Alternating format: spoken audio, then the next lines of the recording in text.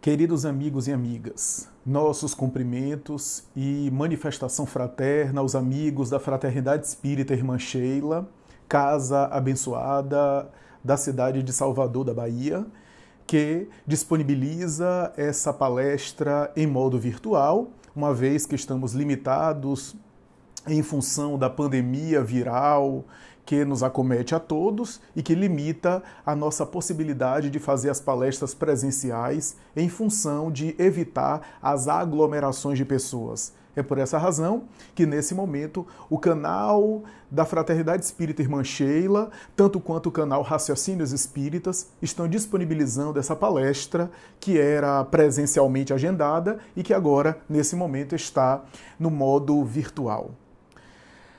A palavra parábola vem do verbete, aliás, de dois verbetes, para baleim, junção de dois verbetes gregos, que significa lançar ao lado, jogar ao lado. Parábola, portanto, tem a ver com essas junções, ou essa junção de duas palavras. Baleim, lançar, para, ao lado de.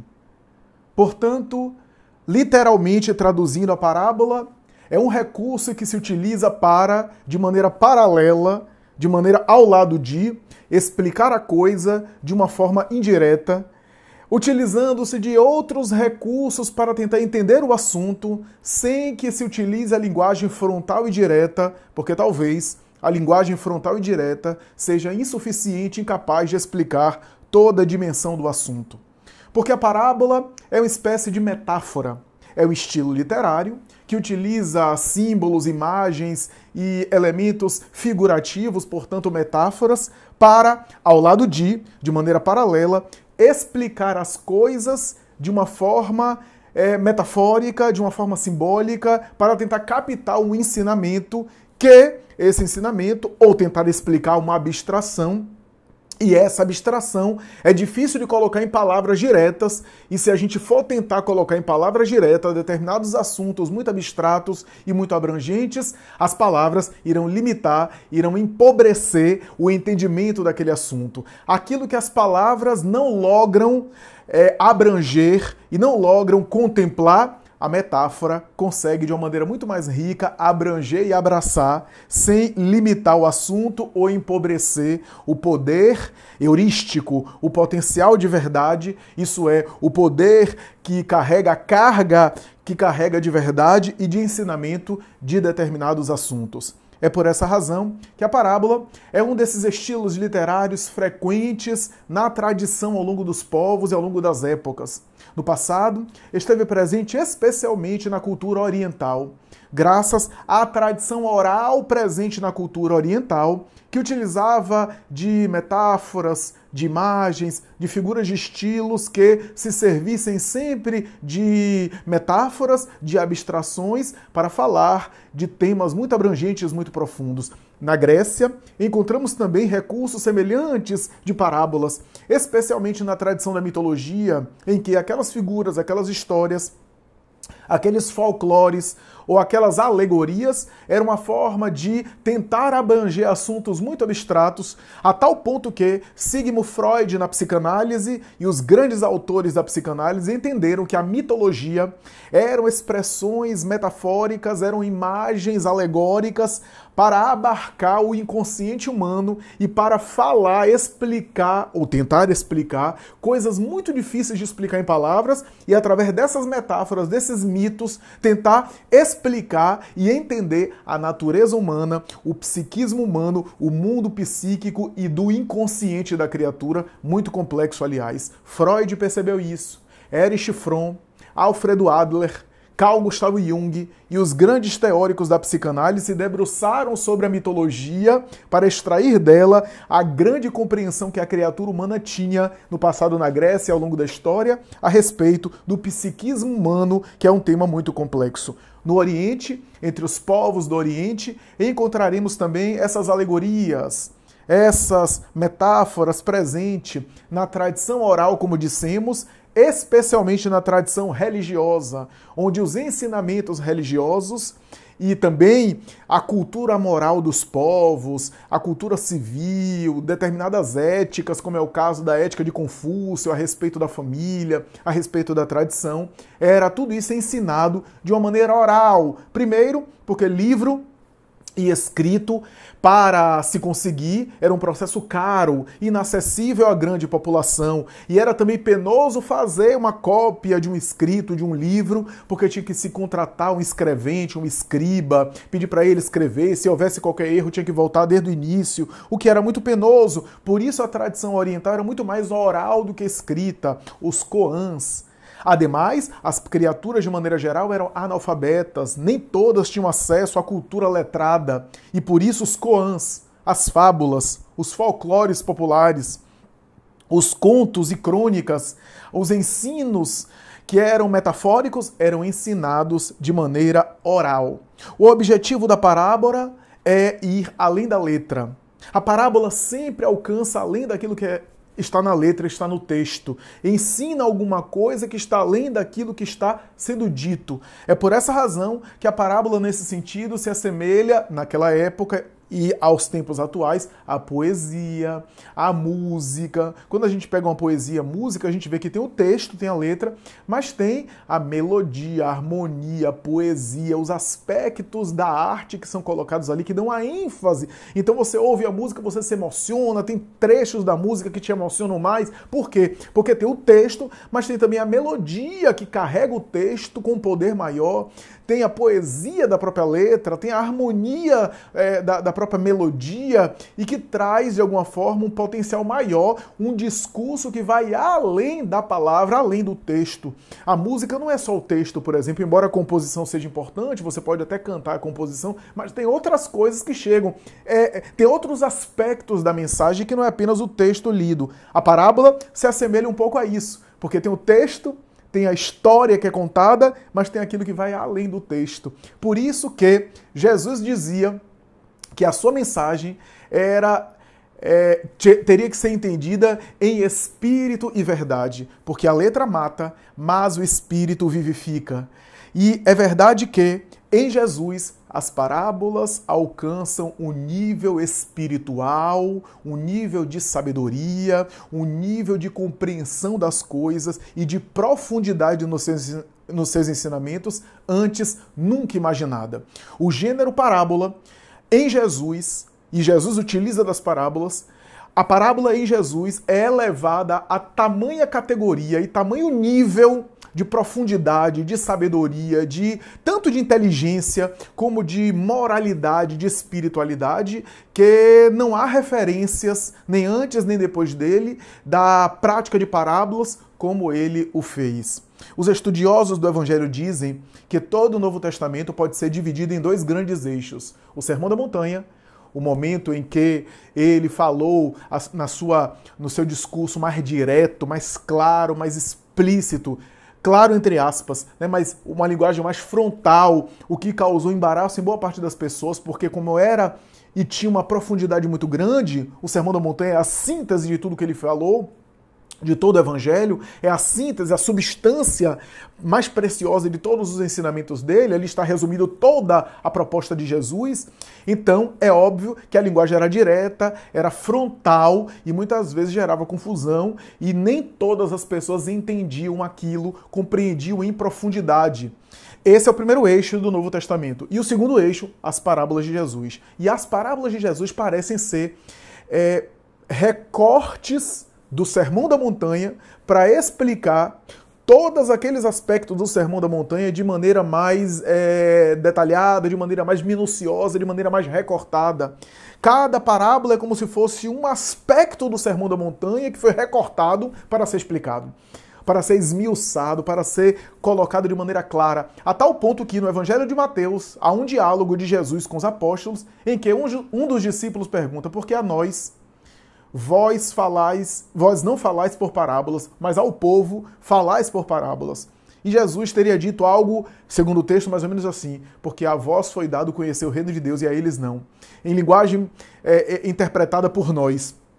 Ele queria dizer, vocês têm condição de entender o meu discurso de uma maneira direta, eu preciso equipar vocês do maior número de informações, mas a população, a massa, as pessoas em geral, dizer demais para elas é perturbar a massa e às vezes é contraproducente, é necessário ter cuidado no ministrar a quantidade de ensinamentos para não perturbar a população e para ir fazendo a população, as pessoas despertarem aos poucos. É necessário compreender a heterogeneidade. Jesus era um extraordinário comunicador. A heterogeneidade da população, o nível de consciência, de esclarecimento, de compreensão diferente. O público era heterogêneo, não era alto nível todo mundo, e havia diferenças, portanto, de compreensão e de condição, e ele tinha que passar um discurso que conseguisse contemplar todas as pessoas, abranger todas as pessoas. É por isso que as parábolas de Jesus, quando foram elaboradas, quando foram produzidas, eleva o gênero literário parábolas em um nível inalcançável, nunca mais alcançável. Tanto é que se você bota parábolas no Google, se você procura em algum livro parábolas, quase sempre esse termo está quase que associado a Jesus e ao Evangelho, como se Jesus e o Evangelho criasse parábolas. Não, o estilo já existia, as parábolas já existiam, mas a partir de Jesus, esse gênero vai assumir uma importância tão grande e vai ficar tão atrelado a Jesus e ao Evangelho, e vão ficar tão famosas as suas parábolas, que praticamente quando se fala em parábola, quando se pesquisa em parábola, quase que totalmente as referências, os textos, os links, os sites apontam para as parábolas do Evangelho, para as parábolas de Jesus. É como se Jesus absorvesse de tal forma as suas parábolas absorvessem de tal forma o gênero de parábolas e catalisasse tanto a atenção e se tornasse tão famosos e deslumbrasse tanto, mesmo a cultura não religiosa, que parábolas ficou quase que associado a Jesus e ao Evangelho quando a gente fala em parábolas. A verdade é que as parábolas de Jesus têm uma sabedoria de conseguir, numa linguagem simples, contar uma história, e dentro dessa história a gente tem várias camadas de entendimento, desde o texto básico, em que todo mundo que consegue ouvir a parábola e prestar atenção sai entendendo a lição básica, e tem elementos mais profundos que, a depender do nível de maturidade, de consciência, de compreensão e também de cultura religiosa, a pessoa podia penetrar mais e tentar absorver mais. O que significa dizer que a parábola era um recurso que ele utilizava para ter a sua mensagem acessível a todo mundo, a todas as pessoas. Olha que sabedoria do Cristo. Como ele lidava com as massas, muitas vezes, então ele contava parábolas porque todas as pessoas saíam, de alguma forma, acessando o ensinamento geral, o ensinamento básico, até porque eram histórias muito simples, utilizando elementos muito simples, elementos universais. O que ele utilizava? Dinheiro, moeda, que é um elemento que em qualquer época, em qualquer cultura, sempre houve a noção de dinheiro, de moeda. Pesca, peixe, agricultura, tudo isso que são elementos da sua época, elementos comuns da sua época. E o interessante notar é que, a depender do tipo de público com que Jesus lidava, ele contava uma parábola de acordo com as referências daquele público. Então, se ele lidava com pastores, ele falava de parábola de ovelha, de pastor, de rebanho. Se ele lidava com pescador, a parábola era de peixe, de pesca e assim por diante. Se ele lidava com comerciantes, a parábola era sobre dinheiro, talento, denário, sestécio, óbolo de viúva, comércio.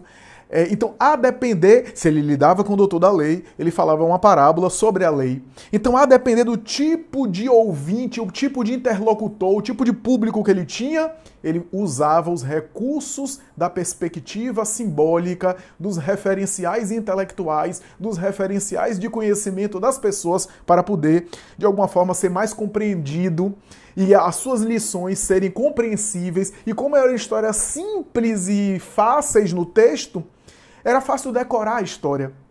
Era fácil lembrar da história. Era fácil guardar a memória daquela história, daquele conto. O que ficava impregnado na mente das pessoas, na memória das pessoas. E isso é interessante, é um recurso pedagógico dos mais sofisticados. A melhor forma, diz os melhores pedagogos, de contar e de ensinar ao aprendiz, ao educando, ao aluno, é através de metáforas, é através de símbolos, é através de histórias, que catalisa mais a atenção e partindo sempre do conhecido, do referencial teórico intelectual do outro, do nível de bagagem do outro, para aquilo que é desconhecido. Você parte de elementos que ele conhece, que ele se identifica, para elementos que ele não conhece. Jesus fazia isso na parábola de maneira extraordinária, demonstrando uma maestria na comunicação, na retórica, na oratória, na semiótica, no uso da linguagem por excelência. Ele era especialista nisso. E através das parábolas, os contos, ele colocava na mente das pessoas aquelas imagens. E como era história simples, repito, era fácil de ser decoradas e mais tarde transmitidas às outras pessoas. Mas por detrás daquelas histórias simples, daquelas histórias gerais, daquelas histórias aparentemente até banais, haviam ali elementos profundos.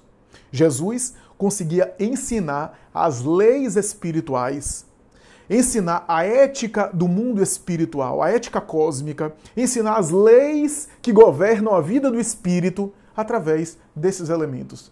Ele ensinava as leis de Deus através dessas parábolas, utilizando elementos materiais, elementos do dia a dia. E é interessante pensar nisso, porque se você pega dinheiro, um elemento bem material, mas no dinheiro ele utiliza o dinheiro, o recurso do dinheiro, para falar de investimento, de doação, de empréstimo, de aplicar o recurso e depois receber os juros.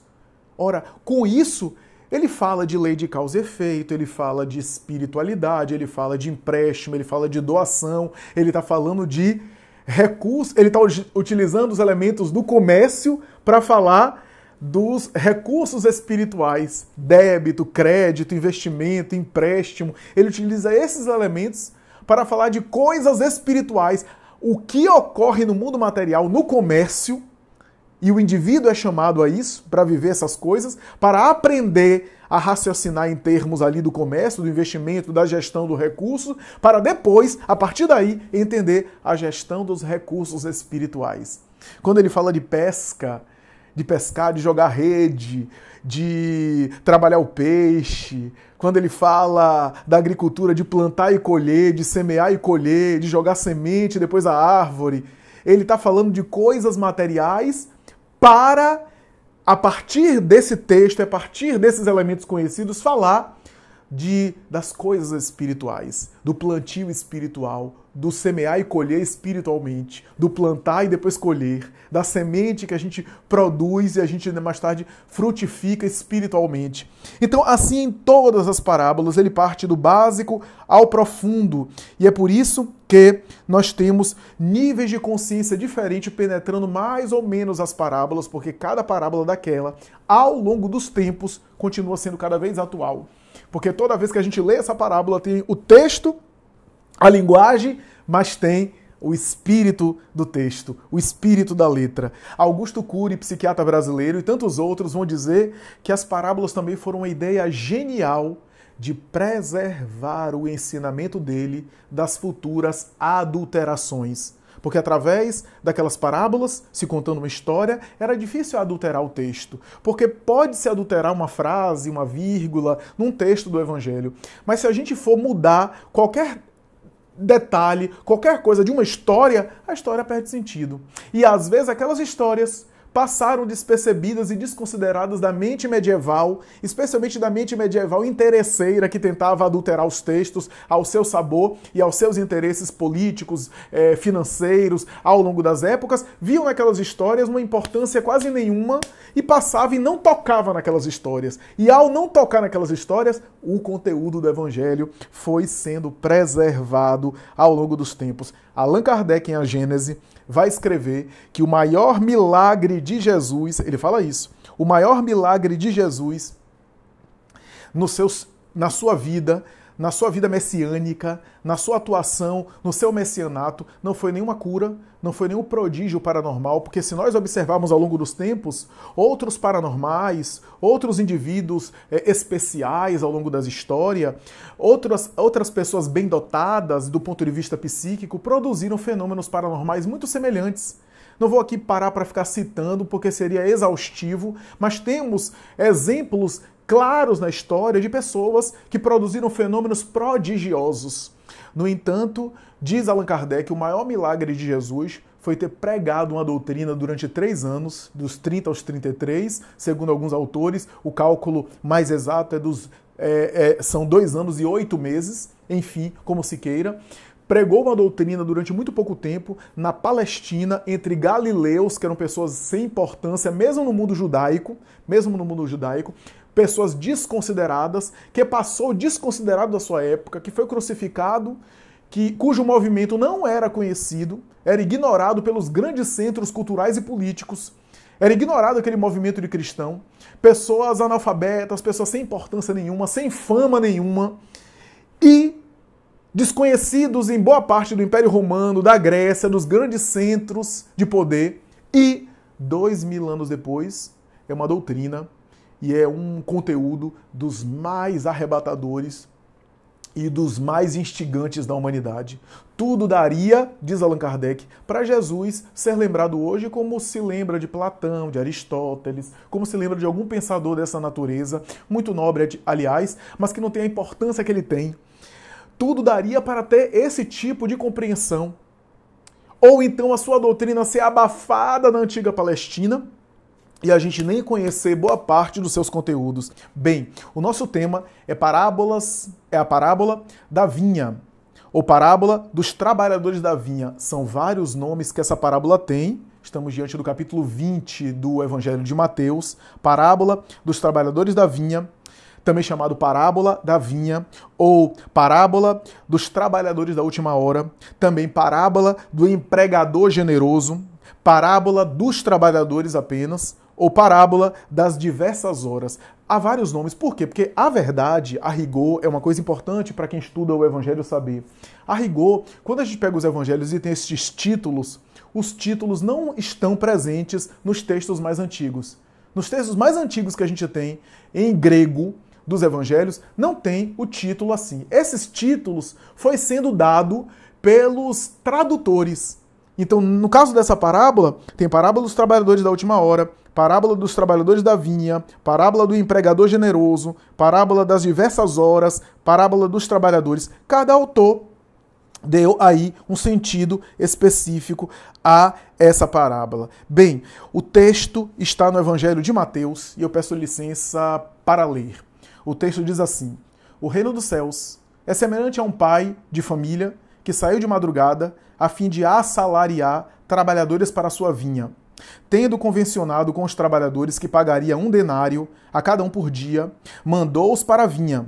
Saiu de novo à 3ª hora do dia, e vendo outros que se conservavam na praça sem fazer coisa alguma, disse-lhes: ide também, vós outros, para a minha vinha, e vos pagarei o que for razoável. E eles foram. Saiu novamente à hora 6ª e à hora 9ª do dia, e fez o mesmo. Saindo mais uma vez à hora 1ª, encontrou ainda outros que estavam desocupados, aos quais disse: por que permaneceis aí o dia inteiro sem trabalhar? Disseram eles, porque ninguém nos assalariou. Ele então lhes disse: ide vós também para a minha vinha. Ao cair da tarde, disse o dono da vinha àquele que cuidava dos seus negócios: chama os trabalhadores e paga-lhes, começando pelos últimos e indo até os primeiros. Aproximando-se então, os que só à 1ª hora haviam chegado, receberam 1 denário cada um. Vindo em seguida, os que tinham sido contratados em primeiro lugar julgaram que iam receber mais, porém receberam apenas 1 denário cada um. Recebendo, queixaram-se ao pai de família, dizendo: estes últimos trabalharam apenas 1 hora, e lhes dás tanto quanto a nós, que suportamos o peso do dia e do calor. Mas, respondendo, disse o dono da vinha a um deles: meu amigo, não te causo dano algum, não convencionaste comigo receber 1 denário pelo teu dia? Toma o que te pertence e vai-te. Apraz-me a mim dar a esse último tanto quanto a ti. Não me é então lícito fazer o que quero? Tens mau olho, porque sou bom? Assim, os últimos serão os primeiros, e os primeiros serão os últimos, porque muitos são chamados e poucos os escolhidos.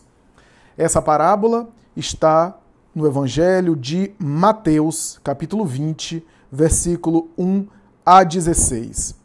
Uma coisa importante a dizer é que só está presente no texto de Mateus. Nenhum outro texto do Evangelho encontra-se essa parábola. E é importante ressaltar uma coisa. No Evangelho de Mateus, a gente tem ali a preocupação de Mateus de organizar o texto de uma maneira rigorosa, porque Mateus escreve um evangelho para os seus irmãos judeus, os irmãos de raça, os hebreus de maneira geral, para mostrar e convencer aos seus irmãos de raça que Jesus era o Messias. Portanto, é um evangelho muito em cima da lei, é um evangelho que faz conexões e arranjos o tempo todo com o Antigo Testamento. O tempo todo Mateus força a coisa para conectar Jesus com os grandes profetas e para dizer que Jesus estava acima dos profetas. Em alguns momentos, parece que Mateus quer conectar mesmo Jesus como um novo Moisés, ou às vezes um novo Adão, e assim por diante, ou seja, um novo modelo de homem. Essa é a ideia, né? Moisés sobe ao Monte Sinai e recebe os 10 mandamentos. Jesus sobe ao monte e fala o Sermão da Montanha.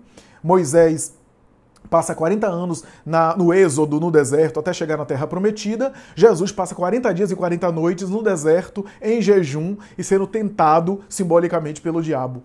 Moisés escolhe 12 representantes das 12 tribos, Jesus escolhe 12 apóstolos. Moisés escolhe 72 juízes do Sinédrio, Jesus escolhe 72 colaboradores mais tarde, numa mensagem aí mais ampla para além dos apóstolos. Então é como se Mateus o tempo todo estivesse conectando, né, Jesus com o Antigo Testamento. E é interessante notar essas alusões, por isso que Mateus escreve determinados trechos que interessam ao povo judeu. No caso em pauta, estamos falando de um texto e de um ensinamento que o judeu da época deve ter compreendido muito bem, porque fazia parte dos elementos culturais e da prática trabalhista da época dos judeus. Primeiro, a ideia do denário ser um valor que era pago ao judeu, que é o valor do dia de trabalho. Normalmente se estabelecia ali, portanto, o valor do dia. Daí cada trabalhador ser chamado em cada hora espanta o judeu, porque o trabalhador que era chamado na última hora ia trabalhar muito menos e ia receber também um denário, que é o valor da diária, digamos assim. Né? E há vários elementos culturais que a gente precisa entender desse texto. Primeiro, há uma alusão clara ao Antigo Testamento.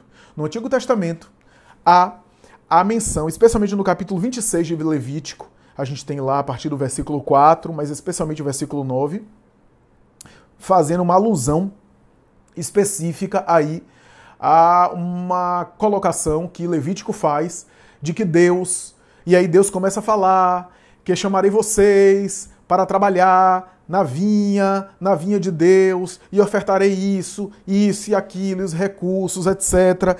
E vos farei frutificar e multiplicarei e confirmarei a minha aliança convosco. Está presente no versículo 9 do capítulo 26. Ele começa a falar sobre a vinha, a vindima, etc. E aí termina assim, prometendo a recompensa, portanto, um salário. E essa tradição do capítulo 26 de Levítico faz uma alusão a uma tradição judaica que era ensinado oralmente pelos rabinos e que havia, segundo os estudiosos, inclusive o autor e teólogo Rash, do século XII aproximadamente, né, da Idade Média, que ele faz uma colocação, um comentário sobre esse versículo, associando a parábola dos trabalhadores da vinha, afirmando que Jesus está fazendo uma alusão a essa parábola desse conto, porque havia um conto que dizia que Deus era uma espécie de rei que chamava o seu povo para estabelecer o seu reinado. Daí Jesus também utiliza em alguns momentos, né, parábolas em que o rei é o elemento central, designando, portanto, Deus como o próprio rei, estabelecendo o seu reinado, daí o reino dos céus, né? Esse rei chamava os seus trabalhadores desde o começo e proporcionava trabalho. E mais tarde esse rei saía assalariando as pessoas e procurava especialmente aquele último, porque sempre sobrava um último trabalhador, aquele que trabalhou mais do que todo mundo, e ele chamava esse trabalhador para assalariar mais esse trabalhador, para dar uma quantia maior. Esse elemento é importante, né? O rei contrata trabalhadores, né, e paga sempre mais aquele que trabalhou. Por que é importante essa situação? Porque a parábola de Jesus é como se fizesse alusão a esse conto, mas Jesus reformula a parábola, altera a parábola com elementos importantes. Um deles é o seguinte: o elemento central o personagem central da parábola não é um rei, é um pai de família.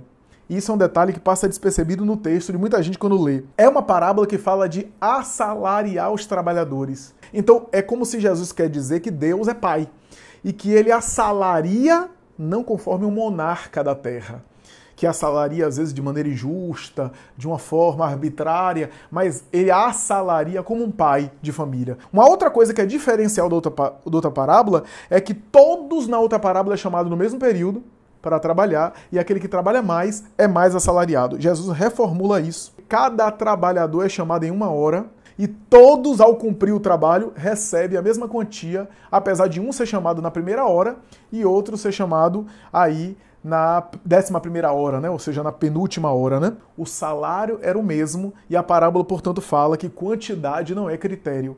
Quantidade de trabalho não é critério. Esse é um dos primeiros ensinamentos, né? O fato do indivíduo trabalhar desde a primeira hora não quer dizer critério de que ele trabalhou bem. Às vezes o indivíduo passa 12 horas trabalhando e cumprindo um trabalho que outra pessoa faz o mesmo trabalho em 1 hora. No Antigo Testamento é muito comum aparecer a ideia de dia como sendo símbolo de ciclo, de evolução. A gente tem os 6 dias da criação em Gênesis de Moisés. Cada dia daquele é um ciclo maior. Allan Kardec examina isso em A Gênese. É um ciclo maior, é uma era. E em determinados trechos do Antigo Testamento vai mais além. Utiliza a expressão dia para falar da evolução terrestre, para falar da regeneração do mundo, da transformação do mundo para melhor. Em um dia, daí a ideia do o dia do Senhor, né? O dia do Senhor. Tem essa expressão também no Antigo Testamento. Ora, uma coisa importante aqui para lembrar é que todas as parábolas de Jesus, se não todas, se eu estou esquecendo de alguma, pelo menos a maioria, eu acredito que seja todas, mas se eu for conferir depois, eu posso ver se realmente eu estou acertando, mas tudo indica que são todas as parábolas de Jesus, que o tema da parábola é o reino dos céus. Ele começa a parábola quase sempre dizendo, o reino dos céus é semelhante a, e conta a parábola. O que significa dizer que o tema das parábolas é o reino dos céus. O tema da parábola é tentar explicar o reino dos céus. E o que é que seria o reino dos céus? É difícil explicar o reino dos céus naquela época, com aquela linguagem pobre e até grosseira, às pessoas, o que é que seria o reino dos céus? O judeu fazia uma ideia do que era o reino dos céus, que era Deus reinar. Mas ele fazia uma ideia material de que Deus, em algum momento, viria à terra, estabelecia um trono, sentaria nesse trono e reinaria como uma espécie de governo, uma espécie de estado político, né? Estabeleceria aí uma espécie de teocracia, onde o próprio Deus se sentaria no trono. Essa era a ideia que o judeu antigo fazia desse reino dos céus, que Deus estabeleceria o seu reinado, o seu Roland Rabá, o seu momento da Israel libertada, de Jerusalém libertada. E o povo judeu achava que ele, como povo especial, estaria naturalmente contemplado e preferido por Deus. Então era uma ideia mesquinha, material, porque o máximo de referência que o homem tinha naquela época era de um rei. O máximo que um homem poderia ser um rei, então Deus deveria ser um rei. Essa era a ideia, né? E Deus não trabalhava, é claro, porque os reis não trabalhavam, o trabalho era coisa de escravo. Veja a compreensão que existia naquele momento. Então, a gente tem que compreender que era difícil para Jesus, aliás, eu até diria que é difícil até hoje explicar o que é o reino dos céus. Porque o reino dos céus pode ser considerado aqui a iluminação espiritual da criatura. Essa é a ideia. Falando de maneira mais simples aí, a transcendência, a iluminação espiritual do ser humano e, por consequência, a regeneração do mundo. Isso que seria reino dos céus. Mateus, reino dos céus, porque era judeu, não falava o nome de Deus, então falava dos céus. Como Lucas era grego, não fala reino dos céus, fala reino de Deus. Há essa diferença, mas ambos se complementam. Como é que Jesus podia explicar isso? Falar que o reino dos céus estava fora, espiritualmente falando, era necessário buscar, era necessário sair de si, daí é transcendente, transcende a própria criatura, transcende ao seu ego, é necessário buscar fora de si, é necessário que a criatura saia de si mesmo, ou seja, transcenda, e ao mesmo tempo que é transcendente é imanente, está por dentro. Esses conceitos em filosofia, transcendente e imanente, são autoexcludentes. Em geral, aquilo que é transcendente está fora, não é imanente. E aquilo que é imanente está dentro, não é transcendente. O reino dos céus é as duas coisas, é imanente e é transcendente. Como explicar isso para a população daquela época? Era muito difícil. Então, ele utilizava parábolas para tentar definir isso e, de acordo com a mentalidade ou o nível de consciência, a pessoa ia penetrar em camadas mais profundas ou em camadas mais suaves do texto bíblico e do ensinamento, portanto, da sua parábola, né? O ensinamento parabólico que ele apresentava. Ora, vamos agora tentar examinar aqui algumas questões dessa parábola. Primeiro, na Palestina antiga, havia verdadeiras praças onde trabalhadores ficavam ali, especialmente na manhã, no amanhecer, né? No início da madrugada. Tanto é que diz no início da madrugada, não é de noite, não, é no amanhecer. Que o pai de família saiu para assalariar, e ficavam esses desempregados, como se fossem assim profissionais liberais, autônomos, né, diaristas, né, e que, a semelhança do que ocorre hoje com carro, com táxi, com Uber, com transporte, eles ficavam na praça esperando que alguém chegasse e contratasse os seus serviços, acionasse os seus serviços, né? E ali estabelecesse uma negociação a respeito do preço. Era uma praça de desempregados, havia oferta e procura, portanto, e ali mesmo, diz Carlos Torres Pastorino, havia negociação. O empregador normalmente oferecia um preço bem menor do que ele gostaria de pagar, e o empregado também, o funcionário, colocaria um preço bem maior do que ele imagina que iria receber. E é interessante que o texto diz, em determinado momento, que o pai de família, ao passar, foi chamar os seus trabalhadores e convencionou, e os estudiosos do texto bíblico vai dizer, se convencionou é porque foi consensual, eles acordaram, foi de mútuo acordo aí o trabalho em tal hora, em tal hora e tal hora. E o texto é interessante que fala terceira hora, depois fala, se não me engano a memória, quinta hora, depois fala... Não, terceira hora, depois fala sexta hora, sempre de 3 em 3, né? Depois fala nona hora e depois fala 11ª hora, que é chamada undécima hora. É importante dizer o seguinte, na época de Jesus, na época da antiga Palestina, os dias e as noites eram contados 12 horas e 12 horas, como acontece hoje. Só que os dias ocorriam de uma forma em que 0 horas os dias começavam quando ficava claro. Então os dias eram contados a partir das 6 horas da manhã. 6 horas da manhã para o judeu naquela época, já que a contagem e a referência era a lua e o sol, 6 horas da manhã é o equivalente a 0 horas nosso. Então o dia começava às 6 horas da manhã. 6 horas da manhã era o equivalente a 0 horas. 18 horas, portanto 12 horas depois, 18 horas se considerava que o dia acabou. Às 18 horas. Daí Jesus, quando estava na cruz e a vida física dele se prolongava, o soldado quebrou as pernas dele, enfiou a lança, porque estava chegando 18 horas da sexta-feira e às 18 horas já era 0 horas do dia seguinte, aí seria equivalente a 0 horas de sábado, o sabá, e no sabá não se podia crucificar ninguém, não se podia executar ninguém. E por isso aceleraram a morte de Jesus, né, apressando a morte de Jesus, porque era sábado, inclusive em Jerusalém, era Páscoa judaica, né? Então, é interessante a gente pensar que havia, portanto, esses elementos. Daí o texto fala da terceira ordem, terceira hora, o pai de família saiu e começou a chamar os trabalhadores a partir da terceira hora. Terceira hora equivale a 9 horas da manhã. Aí depois saiu na sexta hora, chamou os trabalhadores aí deram conta do trabalho, e depois chamou mais trabalhador na sexta hora. E depois, sexta hora equivale a meio-dia.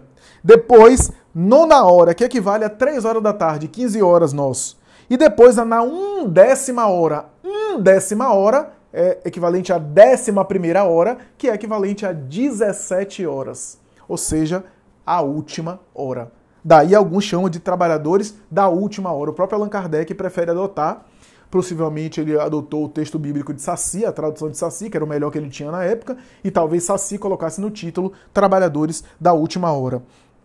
Então, é importante considerar esses elementos, esses detalhes, né? E uma coisa interessante é o seguinte: na época se chamava trabalhadores, se contratava ali aquele número de trabalhadores e pronto. E o trabalhador vai dar conta do trabalho, vai dar conta aí da produção agrícola, né? Vai dar conta aí do trabalho no campo, que era uma das atividades mais gerais, mais conhecidas, mais comuns naquela época, era a atividade da pesca e a atividade do campo, da agricultura, e também o cultivo de ovelhas, de carneiro, né? Das carnes mais caras, né? Porque a carne do peixe era a carne mais barata para a população, né? O que não faltava na mesa das pessoas naquela época, mesmo aos pobres, era o trigo, não faltava, o peixe, que era a fonte de proteína mais barata, porque carneiro, etc., somente em ocasiões especiais, principalmente para as famílias pobres, de maneira geral, e o vinho, que é o elemento que está presente nessa parábola. O vinho, a produção do vinho e o cultivo do vinho era uma atividade muito comum, muito valorizada e muito presente na cultura da época. Jesus compara o reino dos céus a um trabalho na vinha. Uma das coisas que os estudiosos se perguntam é: a vinha era grande assim? Porque assim, parece que foi negligência. A princípio, quando a gente lê o texto literalmente, parece que foi negligência do pai de família. Ele chama trabalhadores e depois precisa chamar mais. Mas por que ele não contratou logo o número de trabalhadores de vez, como era comum na prática da época? Contratar logo o número de trabalhadores fechado, porque ele tem que voltar em outra hora e chamar outro trabalhador que pegaria o serviço já avançado em determinada hora e ali teria um número de horas menor, porque acabaria o dia e ele ia receber. Até chamar um trabalhador na última hora, 17 horas, que ia trabalhar só uma hora. E aí, acabou o dia, ia receber a diária dele, conforme acordado, que era convencionalmente um denário. Aí a questão é: tudo em Jesus tem um fundamento, tem uma intenção. E as parábolas de Jesus, em alguns momentos, utilizam coisas assim exageradas. Parábola dos talentos, por exemplo, né, que utiliza um recurso financeiro absurdo, uma fortuna comunal para falar da dívida, né? E ele utiliza de propósito uma coisa exagerada para chamar a atenção das pessoas na época, né, para sensibilizar as pessoas na época, para chocar, porque não se tratava, ele estava utilizando um texto de trabalhar na vinha para falar de coisas mais importantes. Então, quando ele fala desse chamado várias vezes, e o pai de família tem que sair, voltar para a praça, chamar, ele está chamando a atenção para duas coisas. Primeiro, a vinha era grande demais? Será que a vinha era tão grande, que precisava de mais trabalhador? Ou então, será que os trabalhadores que estavam na vinha não estavam dando conta? Aí você começa a entender que ele não está falando apenas de produção de vinho. Ele está utilizando esse enredo, esse texto, ele está utilizando esse formato, essa forma para falar de elementos espirituais profundos aí. E por isso a gente vai novamente dizer que o reino dos céus é comparado a uma produção de vinho. Todo o processo de produção do vinho é comparado ao reino dos céus. E aí a gente precisa aqui pensar como é que o vinho era produzido. Se plantava, se esperava e amadurecer a uva, depois se fazia e se esperava e se produzia ali o processo de fermentação, né?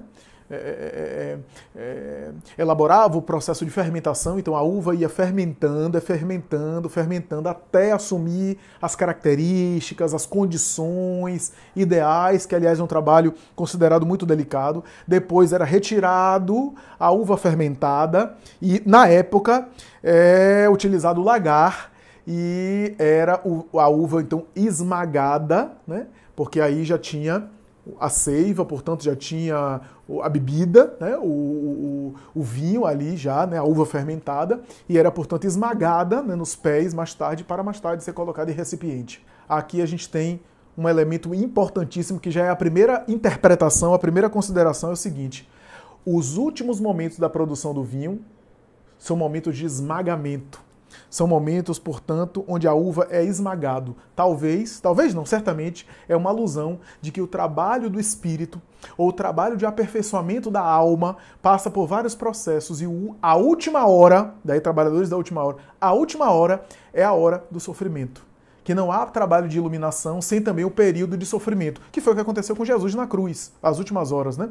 Então, o trabalho do sofrimento faz parte também da iluminação do espírito, e no final, o espírito, para se iluminar, precisa passar por um esmagamento simbólico da uva, que é o esmagamento do ego. Allan Kardec, em O Livro dos Espíritos, vai receber dos espíritos a seguinte informação. No Prolegômenos, ele recebe a seguinte informação, os espíritos dizem isso para ele: porás no cabeçalho do livro a cepa de vinha que te desenhamos, porque é o emblema do trabalho do Criador.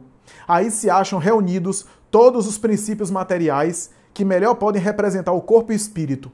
O corpo é a cepa, o espírito é a seiva, a alma ou espírito ligado à matéria é o bago. O homem quintessencia o espírito pelo trabalho. E tu sabes que é somente pelo trabalho do corpo que o espírito adquire conhecimentos. Olha que figura linda e uma pista que os espíritos deram a Allan Kardec e deram para nós, para a gente entender. O galho, portanto, da uva, o galho e o próprio bago da uva seria o corpo. O espírito estaria na seiva, portanto, entre o galho e a uva, portanto, aquela seiva, né, o líquido da uva. Portanto, o licor, chamado licor da uva. Algumas traduções têm o licor da uva, né, a seiva. O vinho que é produzido é a quintessenciação do espírito. Ou seja, de um lado a gente tem o corpo, né? Do outro lado a gente tem o espírito, que é o líquido, né? E o trabalho de fermentação da uva é o trabalho de espiritualização, portanto, de iluminação, de burilamento espiritual. E o vinho é o espírito evoluído, é o espírito iluminado. É o processo de iluminação espiritual. O vinho representa a essência espiritual de todos nós. A essência divina, a centelha espiritual de todos nós desenvolvida, a produção do vinho. Por isso, a primeira colocação importante que eu compartilho aqui, que eu coloco aqui, e que é uma das primeiras considerações em termos de interpretação, é o seguinte: a última hora, nesse sentido, é a mais importante. A última hora é a mais importante, porque é a partir da última hora que se produz o vinho. É o produto final, é o momento final, é o vinho. Então a última hora é a mais importante. E aqui a gente pode fazer uma interpretação na nossa vida. Quantos de nós nadamos e morremos na praia? Quantos de nós vivemos construindo e de repente, nos últimos momentos, podemos vacilar e fracassar? Eu vejo recentemente Divaldo Franco falar isso várias vezes. Ele dizer que está com 92 anos, já caminhando para os 93 anos, e algumas pessoas, quando começam a elogiá-lo, idolatrá-lo, ele com sua humildade se esquiva e costuma dizer que ele precisa de orações, porque às vezes o indivíduo nada e morre antes de chegar na praia. Às vezes, nos últimos momentos, o indivíduo fracassa, o indivíduo perde a guerra, porque o importante não é perder pequenas batalhas, o importante é perder a guerra. As batalhas fazem parte do nosso caminho, algumas a gente vai vencer, outras a gente vai perder, mas o importante é não perder a guerra final. E quantas vezes, no final, depois de toda uma construção, o indivíduo cai, se equivoca, perde bons frutos, perde grandes oportunidades. Então a última hora, às vezes, é mais importante.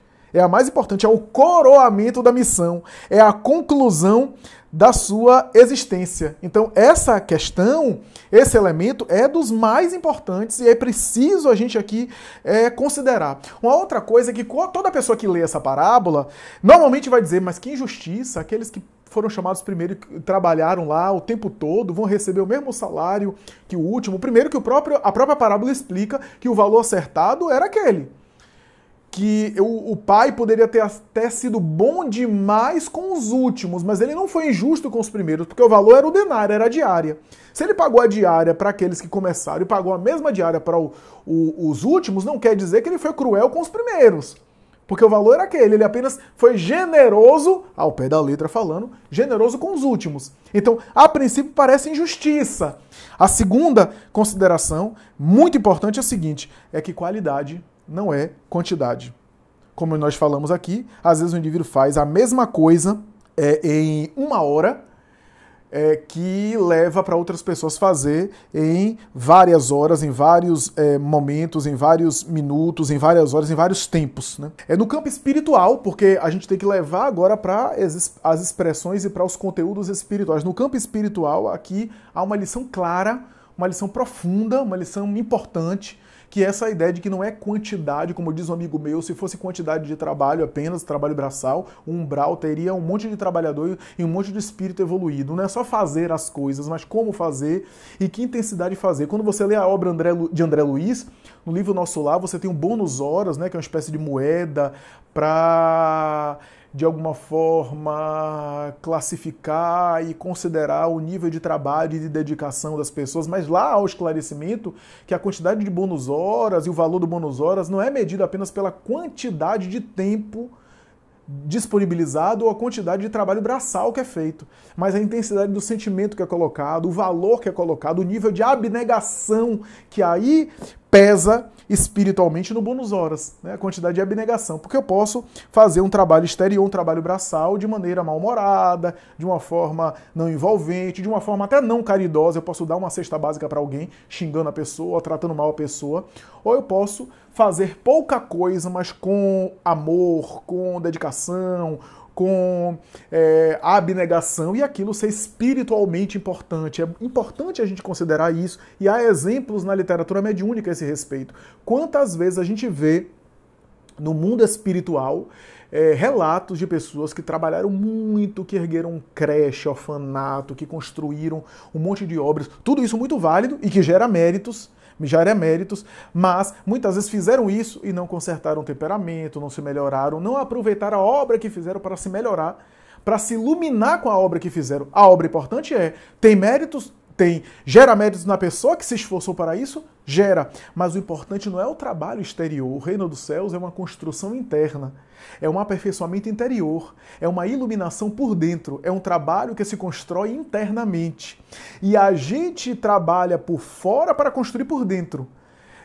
Então é importante isso, porque a gente tem, por exemplo, exemplos de pessoas fantásticas, né? Quando a gente vê o Divaldo Franco, quando a gente vê pessoas abnegadas que construíram casas para crianças, ergueram escolas, etc. Mas vejam que esses missionários são considerados e são assim ovacionados, são admirados, não apenas pela obra de fora, mas porque eles aproveitavam a obra de fora para construir por dentro. Irmã Dulce, Madre Teresa, à medida que elas iam construindo casas, enfermarias e assim por diante, elas iam construindo por fora para internalizar por dentro. A obra que elas estavam construindo era uma obra interior, à medida que elas faziam o trabalho de fora. O trabalho de fora era a experiência, era o exercício, era a oportunidade, era a chance que elas tinham para construir por dentro. Através do trabalho, o espírito se aperfeiçoa.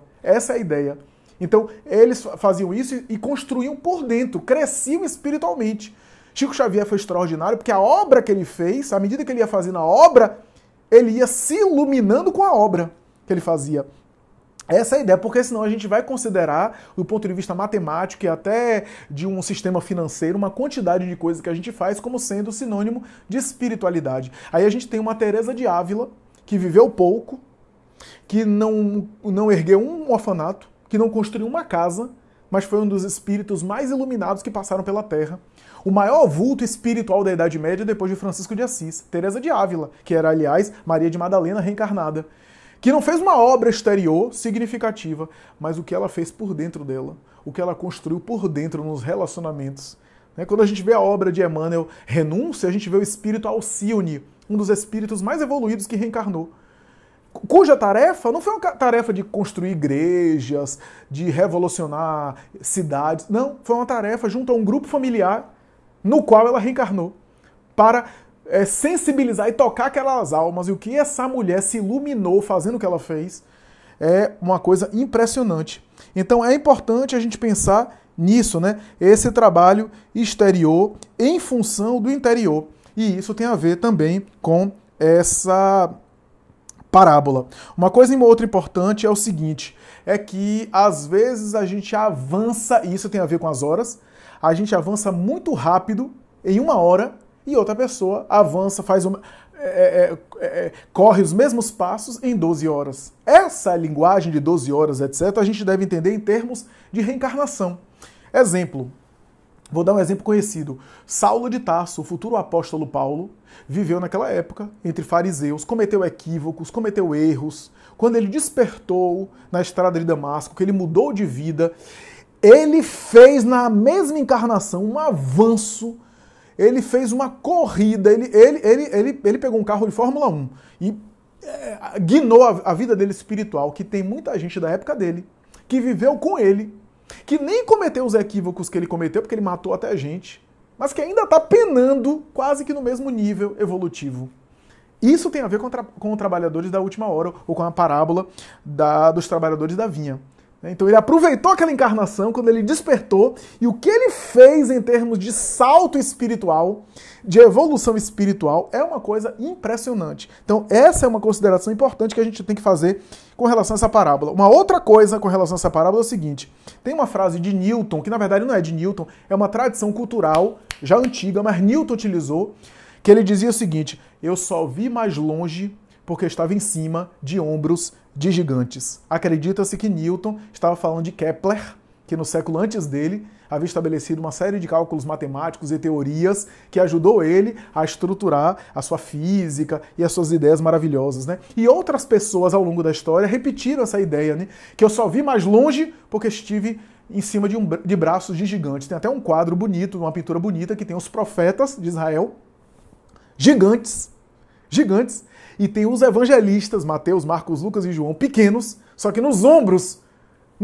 dos profetas Isaías, Elias, etc. E nos ombros desses profetas, eles viam muito mais. E o que é que eles viam? O Cristo, que os profetas não viram totalmente, né, porque estava embaixo. E eles, em cima do ombro dos profetas, viam. É um quadro muito bonito, uma pintura muito bonita, não lembro agora o nome, uma obra de arte muito bonita. Brahms, o famoso compositor alemão, né, que tinha uma admiração profunda por Beethoven, né, a ponto de recear e resistir a enfrentar o gênero das sinfonias, né, aquelas obras de orquestra, né? Porque o que Beethoven fez com as sinfonias, com as 9 sinfonias, depois na 9ª sinfonia, nenhum compositor, genericamente falando, arriscava fazer sinfonia, porque se acreditava, como o próprio Schubert dizia, que Beethoven já havia dito tudo, né? Que depois da 9ª sinfonia, quem é que arriscaria, né? Era a referência máxima, né? E Brahms, que embora fosse um gênio e compôs sonata, peça para piano solo, quarteto de cordas, obra de câmara, música sacra, 20 anos de carreira, e só depois de 20 anos de carreira ele começou a compor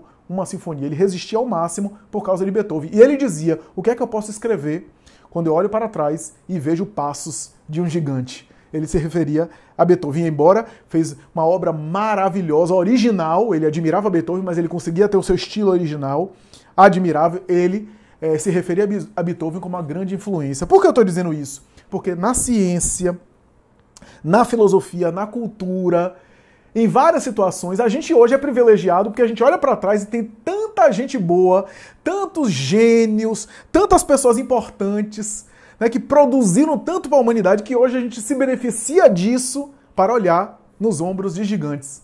Isso no campo da ciência, quanta coisa a gente hoje tem de conforto, né, de benefícios, que foi fruto de sacrifícios de gerações passadas. Né? A gente tem isso na ciência, a gente tem isso na filosofia, na arte, e a gente tem isso também na espiritualidade. Então, no campo espiritual, é importante a gente olhar Moisés, porque tem gente que olha Moisés e fica criticando Moisés, mas Moisés também fazia parte de uma cultura. Tudo bem, ele matou alguém, mas depois ele foi o grande missionário que foi. É importante a gente também contextualizar o tempo que eles tinham, que embora fossem missionários, eles tinham recursos poucos comparado com os nossos recursos. A gente tem muito mais recursos, não obstante eles serem os missionários que foram. Então é importante a gente considerar isso, porque há duas posições aqui. Ou colocam eles de uma forma, como se a gente nunca tivesse condição de alcançar, né? Um missionário, etc., naquela época.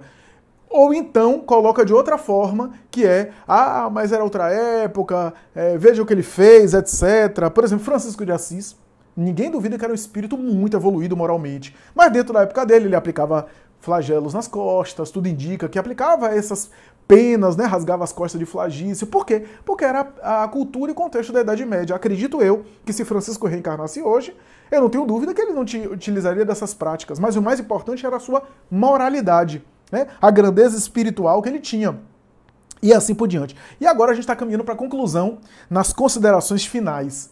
E as considerações finais são as mais importantes. Ora, primeiro, é importante dizer que Kardec coloca uma nota sobre essa parábola, dizendo, nota de Kardec, dizendo assim, ler em conexão com esse texto a parábola do festim de bodas. E a parábola do festim de bodas fala de um casamento e o convite que o dono da festa faz para casar o filho, que é o próprio Jesus, né, o noivo da festa, que vai casar com a humanidade. Por isso que a noiva não aparece no texto, né? E convida várias pessoas e algumas não aceitam, não vão, e as outras aceitam, mas tem um que aceita, mas não tinha condição, ou seja, o traje de casamento. Qual é a comparação com essa parábola? Kardec foi muito inteligente. A parábola do festim de bodas fala de chamamento. Daí acaba dizendo muitos dos chamados, mas poucos escolhidos. Fala do chamamento. Na parábola dos trabalhadores, fala de trabalhadores. Ou seja, eles são chamados ao trabalho, mas eles já são trabalhadores. Eles vão ser assalariados. Em um lado está falando de chamamento para despertar, aqueles que despertam, aqueles que não despertam, aqueles que aceitam o convite e aqueles que não aceitam o convite. E outro são trabalhadores que já querem o convite. Ou seja, espiritualmente falando, já despertaram. Então a parábola dos trabalhadores é do trabalho, do serviço espiritual, do serviço divino. A parábola dos trabalhadores da última hora, dos trabalhadores da vinha, fala sobre a solidariedade das horas. É importante porque é um espírito de sequência. E aqui há duas questões, individual e coletiva. Primeiro, há um espírito de sequência da humanidade, como a gente falou. A gente recebe contribuição de humanidade de gerações passadas, mas há também um sentido individual. O próprio espírito herda dele mesmo as contribuições e onde ele parou, espiritualmente falando e evolutivamente falando. Há uma lição moral ecumênica nessa parábola. Qual é a lição moral ecumênica? É dizer o seguinte, os primeiros, aqueles que foram trabalhadores da primeira hora, foram judeus. Porque os judeus é aqueles que despertaram e que tinham já a vinha para trabalhar. Olha que coisa interessante. E ao serem chamados na vinha, trabalharam. Então essa é a primeira coisa. É uma lição moral, mas ecumênica. E aí o que é que Jesus quer dizer nessa parábola, nesse aspecto interpretativo? É que todos vão ser chamados, que os judeus foram chamados na primeira hora, mas Jesus está dando um ensinamento aos judeus dizendo que todos serão chamados, todos vão receber o mesmo salário e todos têm o mesmo valor na vinha. Olha que coisa interessante. A transformação moral é atemporal, a gente não sabe o tempo.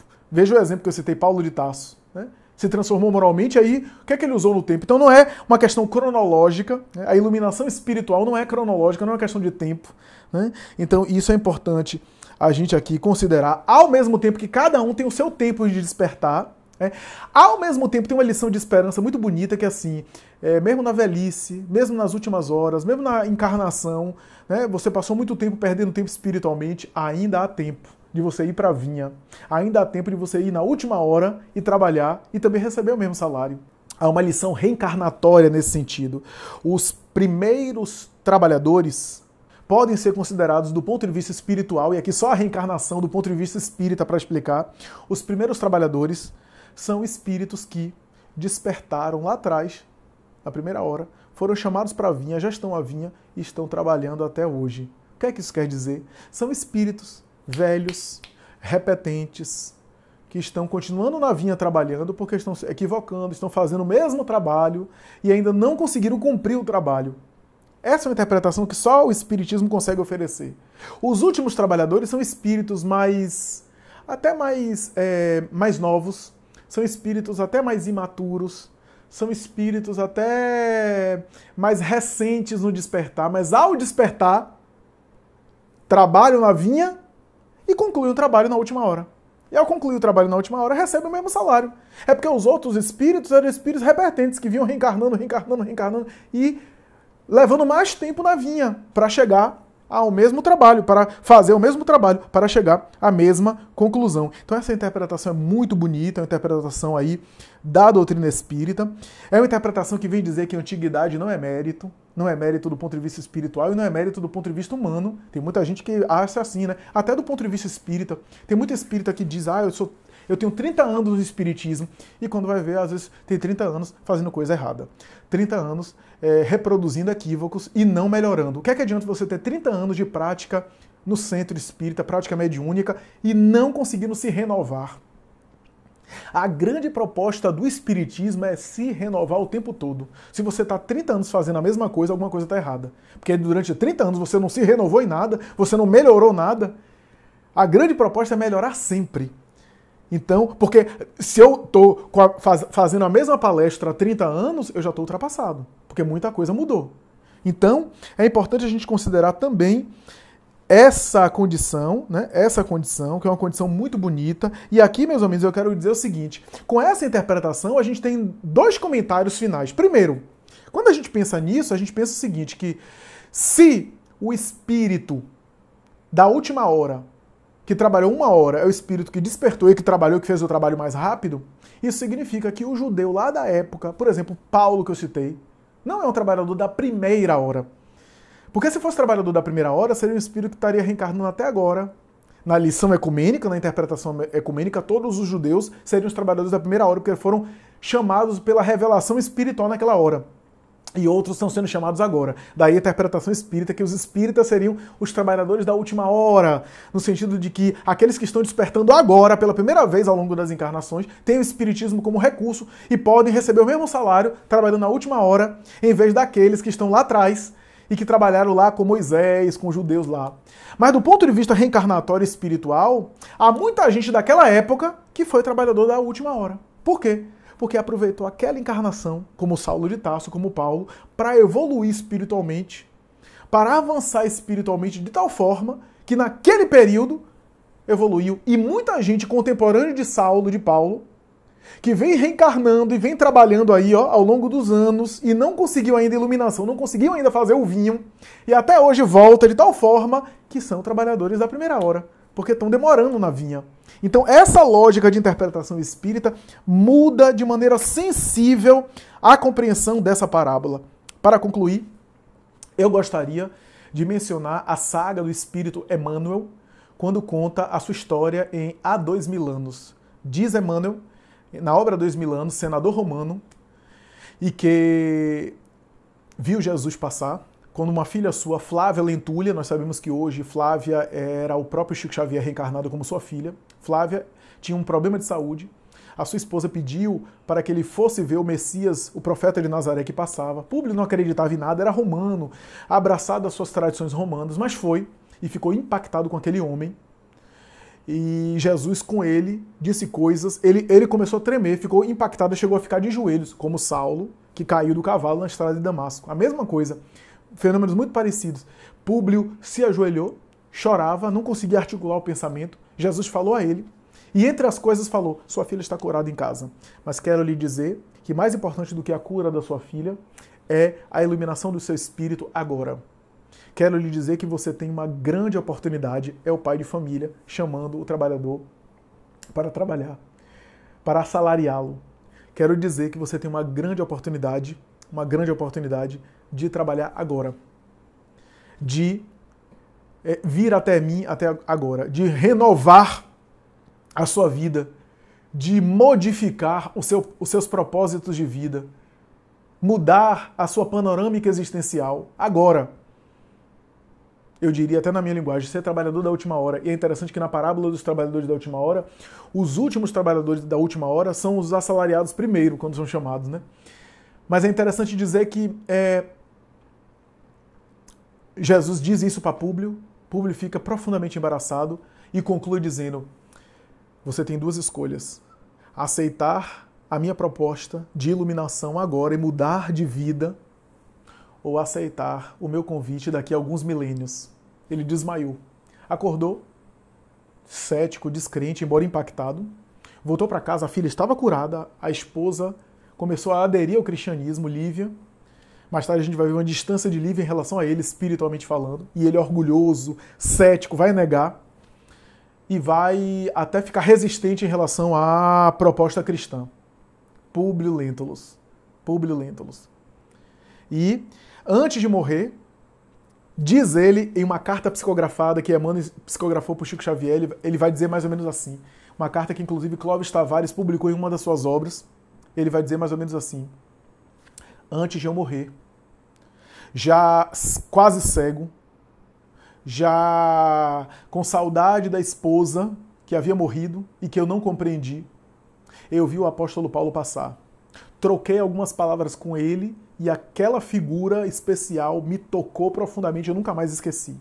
Nunca mais esqueceria a figura inesquecível daquele homem, que era semelhante a mim, uma inteligência, que tinha poder, mas que tomou uma outra direção. Uma outra direção. E ao desencarnar, mais tarde eu vi Paulo de Tarso aqui no mundo espiritual, e ele é muito evoluído. E ele ficou dedicado no mundo espiritual a cuidar e a evangelizar de inteligências privilegiadas, desviadas do bem e desviadas do Cristo. Porque ele próprio, Saulo, foi assim. E eu, como senador romano, que perdi a oportunidade e fracassei, também fui assim. Jesus me havia dito, é pegar agora ou daqui a alguns milênios. E eu escolhi daqui a alguns milênios. 1500 anos depois, eu, reencarnando várias vezes ao longo dos séculos, consegui, de uma vez por todas, dar o exemplo que minha esposa Lívia e que, em sua proporção, Paulo de Tarso deu, como padre Manuel da Nóbrega, evangelizador, cristão venerando, dedicado ao bem, e quando, aqui chegando no Brasil, com alguns portugueses, algumas personalidades ilustres de Portugal, aqui na Bahia, inclusive, e mais tarde em outros estados, em outras regiões, ao chegar em São Paulo, ele, padre Manuel da Nóbrega, inspirado pelo próprio apóstolo Paulo no além, que se tornou o seu assessor espiritual, ao lado do amigo José Anchieta, funda a cidade de São Paulo. No dia que se comemora, não me lembro agora o dia, se é 25, 26 de janeiro ou fevereiro, funda a cidade de São Paulo, no dia que se comemora, na tradição católica, o aniversário, ou a conversão, aliás, de Paulo na estrada de Damasco a Jesus. E funda, portanto, a cidade de São Paulo, em homenagem ao apóstolo Paulo, inspirado por ele. 1500 anos depois, ele preferiu ser um trabalhador da primeira hora, um trabalhador que demorava na vinha trabalhando e repetindo a experiência até conseguir a sua evangelização, a sua iluminação, a sua transcendência. É por isso que mais tarde ele escreve o livro A Caminho da Luz, que narra a trajetória dos povos e da cultura, porque a obra Caminho da Luz é uma espécie de estudo da parábola dos trabalhadores da vinha, porque fala de ciclos da humanidade e fala das várias horas, das várias raças, dos vários grupos de espíritos que mergulham na carne, vão sublimando, vão evoluindo, vão se espiritualizando, os vários trabalhadores das várias horas, das primeiras revelações até a doutrina espírita, estão ali colocados na obra A Caminho da Luz. Portanto, parábola de Jesus, trabalhadores da vinha ou trabalhadores da última hora, fala sobre essa possibilidade nossa do bem, essa possibilidade nossa que a gente está na vinha do Senhor. E que não importa a quantidade de horas que a gente coloca, mas a intensidade dos sentimentos. A gente vai se iluminar com a quantidade de sentimentos que a gente colocar. Vai ser a intensidade da nossa dedicação e do nosso bem que vai fazer a gente acelerar a nossa espiritualidade, ou vai fazer a gente ainda, porque espiritualmente não vai ser a quantidade de coisas que a gente fez matematicamente, mas o quanto a gente sentiu espiritualmente para evoluir cada vez mais. Muito obrigado, muita paz, um abraço aos queridos amigos da Fraternidade Espírita Irmã Sheila.